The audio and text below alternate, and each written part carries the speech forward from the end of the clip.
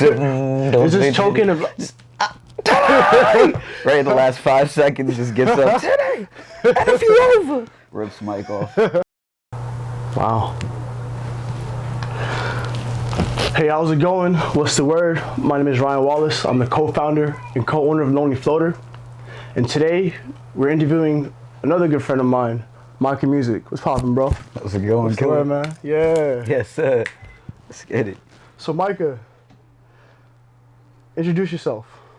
Well, I'm Micah, and I make a lot of sounds. So many words. So many words? And so many words. Just a lot of noise making. A lot of noise making. Some good noise, too. Appreciate you. How about this? Tell us about your background. Where'd you start learning about music? Grew up just loving classical music. Started with sheet music. Didn't pick up an instrument until I was 13. What was your first instrument? Guitar. Guitar? Yes, sir. What kind of guitar? Electric. I wanted to be a rock star, so. Ooh, we're already there now. I guess we made it. You feel me? Yeah. Looks a lot different. I dig it, man. Yes, so, let's go into your musical influences. Who inspired you to get into where you are today? Most of the passion came from my background in metal music. It was just that raw, pure emotion. Whether you're yelling, whatever you want it to sound like, you could do it. We were talking like Nirvana or like Metallica? Spanning from Nirvana to Bring Me the Horizon. Hey. Jumping off the stage yelling, I loved it all. Oh, stage diving, crowd surfing. Yeah.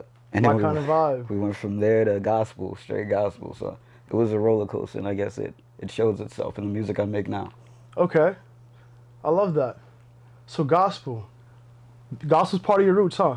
Yeah, as much as metal, so it's bizarre. So when you started getting into gospel, what helped you separate from the church realm into the realm of being an artist in a completely different industry?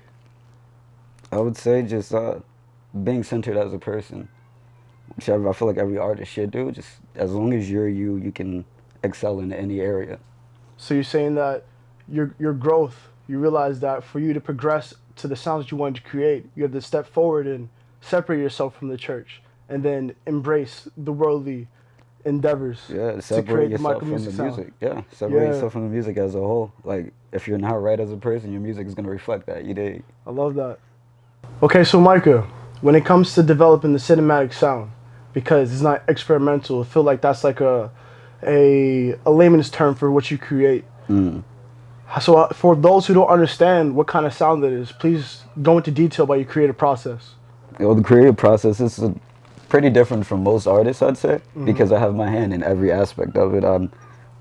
10 times out of 10, the producer, the writer, it's Micah Music. I got my hand in all of that, even through the mixing and mastering process.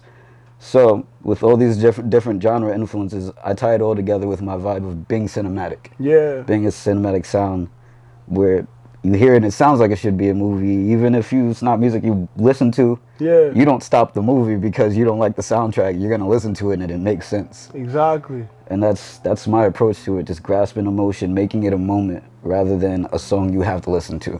Making a moment that's movie worthy, big screen worthy, silver screen worthy. Yeah. Also, you make scores as well, right? Scores is something I love. Like, there goes that influence of classical music in my background. So it just how does that process work? Explain what it's like to develop a score for those who don't know. I'm not even the best to explain something like this. It's literally, I go into this realm of just pure emotion. Like, I leave my body, I leave the world, and I just channel how I feel or how that chord will make me feel. Yeah. and I capitalize on that. Like, I'll sit in the crib and make myself cry real quick. Oh, You man. dig? So your music is very emotional. Where do you find that, like, that energy, that drive, that ball of heat that, like, makes you want to put out the things that make you feel so everyone else can hear it too?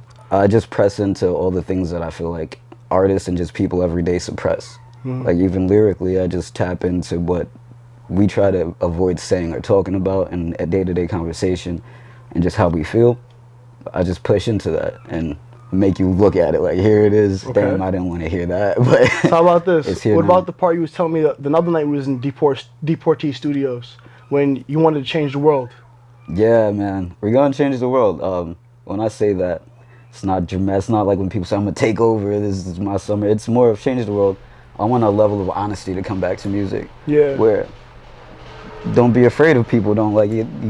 Just be you. Just be you. Be you, and I feel like that is where timeless music stems from.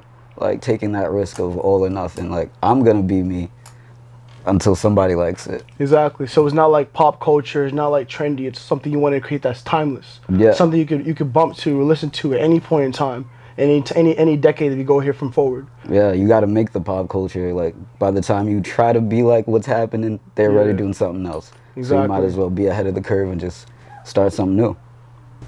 Two more good questions. And My love life is terrible. So how about this? Like, when you make music, I can hear the emotions behind it, the things that like, let's call them demons. The demons that feed off of your energy, but comes out into a beautiful sound. Yeah. Who are you making music for? Who's your audience? Who do you want to sit down one day with some speakers, like, you know, chilling, could be drinking some water, drinking some gin, or, you know, smoking a little herb. Yeah. Who's your audience? Who are you making music for? I'd be a liar if I said I write music for myself. I do it for me. Like, a woman gets me upset the next day, that song's about her, but I'm not gonna write a sappy love song. I walk that fine line between catchy and, you know, vague enough where it's like you can apply your life in that song, whatever you're feeling. So it's moments. It's all moments. So whatever I feel that day, whatever happened that day, say the Uber was late. Yeah. You know, my anger is gonna be in that song. Where I make a dumb mistake, the idiocy is gonna come out of that song. You're gonna hear a goofy song, the uplifting song. Or for dog eat your tacos. Yo, Deportee studio, don't leave your tacos around. The dog will eat it. The dog will eat it. The dog will Everybody's eat your hungry. If you're hungry, you're gonna eat, right?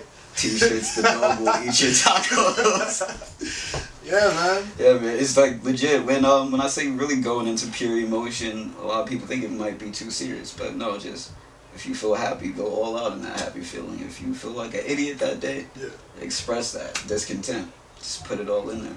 Finding a source, finding a reason, and making a way. Yeah. That's dope, man. So how about this?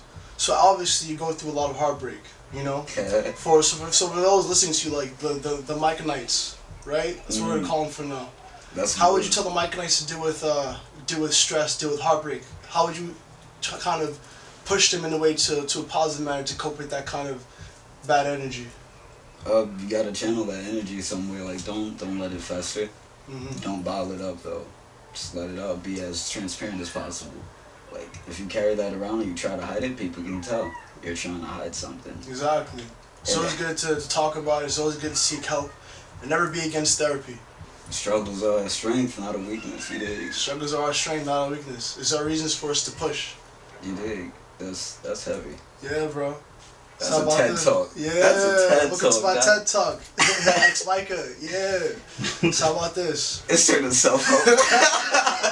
He said, get some help. Stop it. Get some help, bro. Like, I always, push that out there because I get help myself. Like, if I can't, I won't speak things that I won't do myself. Yeah. You shouldn't. You can't help nobody unless you get yourself in. Like I said, the way you live your life will appear in your art. Exactly. So let's end on a more positive note. If there was a little Micah in this room right now, and he's like, yo, bro, like, I want to channel my music. I'm one of the most talented people in the world in my head, and I feel like I can push it out there.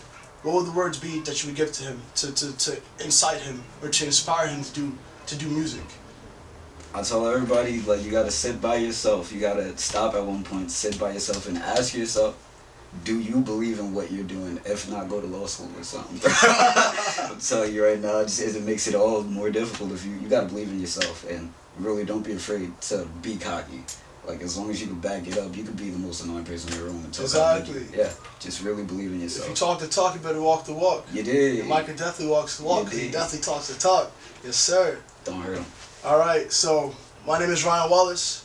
I'm the co-founder and co-owner of Lonely Floater.